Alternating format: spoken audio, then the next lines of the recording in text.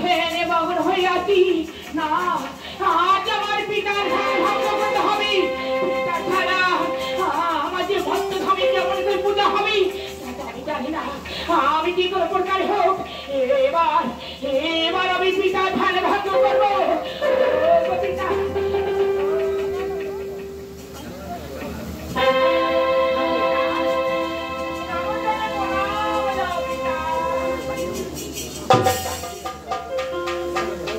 পিতা, আজ আমি তোমার কাছে এসেছি পিতা।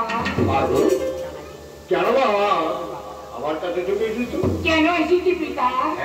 তবে শোনো পিতা, এই মত্তধামে সকল দেব দেবীর পূজা হয়, কিন্তু মনুষ্যকে কেউ পূজা দেয় না পিতা।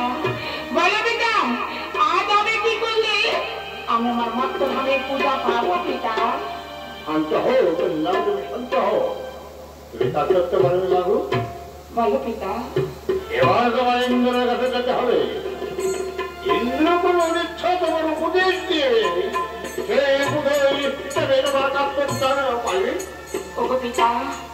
আমি যাবো পিতা, আমি দেবরাজ ইন্দ্রদেবের কাছে যাবো।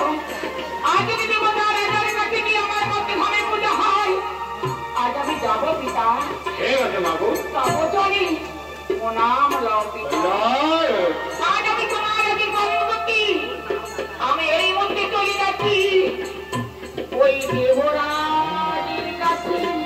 এবার আসি পিতা। যাও এবার তুমি দেবরাজের কাছে।